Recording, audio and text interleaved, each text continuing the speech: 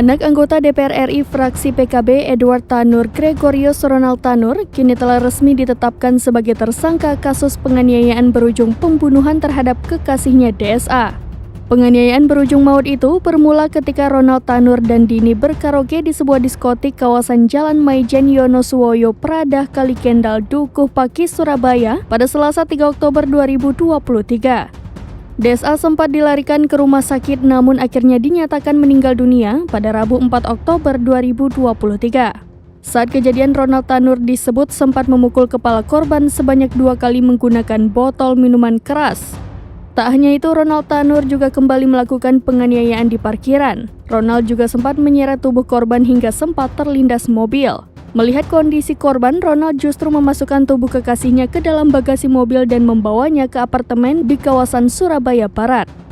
Melihat kondisi korban yang sudah lemas saat dipindahkan ke kursi roda, Ronald sempat memberikan napas buatan. Namun tubuh korban tidak memberikan respon. Ronald akhirnya membawa korban ke rumah sakit untuk mendapatkan pertolongan. Naas korban dinyatakan meninggal dunia pada Rabu 4 Oktober 2023 sekitar pukul 2.30 waktu Indonesia Barat. Jasad korban kemudian diotopsi tim dokter forensik RS Dr. Sutomo Surabaya untuk mengetahui penyebab kematiannya.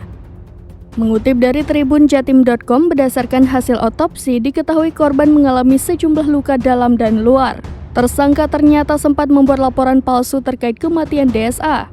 Dalam laporan di Polsek Lakar Santri, tersangka menyebut DSA meninggal dunia karena penyakit asam lambung. Diduga, tersangka yang merupakan anak pejabat DPR RI nekat menganiaya korban karena masalah asmara. Orang ketiga diduga menjadi penyebab cekcok tersangka dan korban sebelum penganiayaan berujung maut terjadi. Dugaan itu semakin diperkuat dengan konten berisi curhatan korban melalui akun TikTok @babyandin. Ronald dan korban rupanya belum genap setahun menjalin asmara. Diperkirakan keduanya resmi berpacaran sejak 5 bulan lalu. Diduga kekerasan fisik sudah beberapa kali dilakukan tersangka terhadap korban.